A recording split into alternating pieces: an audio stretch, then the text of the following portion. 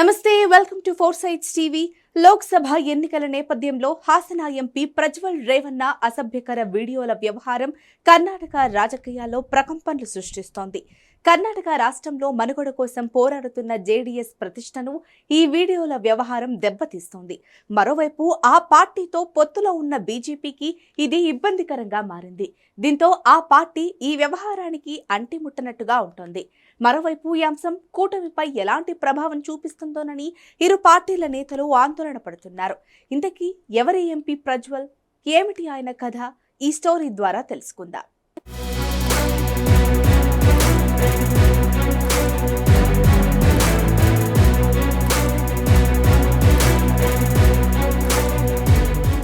MP Prajwal మాజీ ప్రధాని దేవేగౌడకి స్వయంగా మనవడు.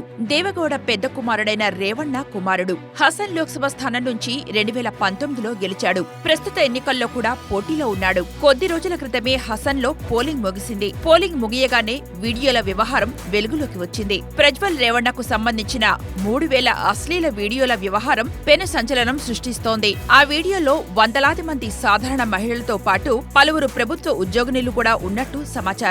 ఆ వీడియోలన్నీ అతడి ఫోన్లో రికార్డు చేసుకున్నవే అంటున్నారు. ఎలా బయటపడ్డాయో గాని ఆ వీడియోల పెన్ డ్రైవ్లు పలు పార్టీల నేతలకు, జాతీయ స్థాయిలో పలువురు కాంగ్రెస్ నేతలకు కూడా చేరాయి. సామాజిక మాధ్యమాల్లో కూడా ఆ వీడియోలు విపరీతంగా వైరల్ కావడం, ఈ వ్యవహారం మీడియా ద్వారా ప్రపంచమంతా తెలిసిపోయింది. దీంతో జేడీఎస్, ఆ పార్టీతో జట్టు కట్టిన బీజేపీ రెండు పార్టీలు ఇరుకున పడ్డాయి. ఈ వీడియోల వ్యవహారం పార్టీ ఇమేజ్ ను దెబ్బతీసే ప్రమాదం ఉందని రాజకీయ పరిశీలకులు అంటున్నారు.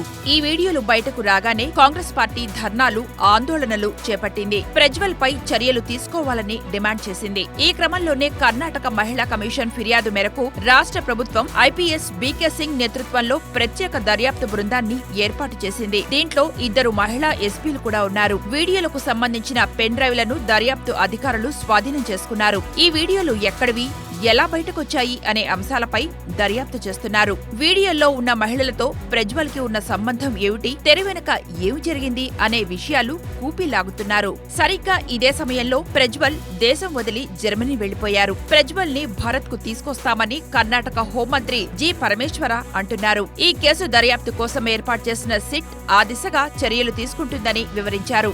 కాగా లైంగిక దౌర్జన్యం, బెదిరింపులకు పాల్పడ్డారంటూ ఒక మహిళ ఫిర్యాదు మేరకు మాజీ ప్రధాని హెచ్డి దేవగౌడ కుమారుడు ఎమ్మెల్యే రేవಣ್ణ, మనవడు ప్రజ్వల్ రేవణ్ణలపై హొళెనరసీపుర పోలీస్ స్టేషన్లో కేసు నమోదైంది. లైంగిక దౌర్జన్యానికి సంబంధించిన వీడియోలు ఇప్పటికే హసన్ జిల్లాలో వైరల్ అవుతున్నాయి. వీటిపై కూడా విచారణ జరుగుతుంది.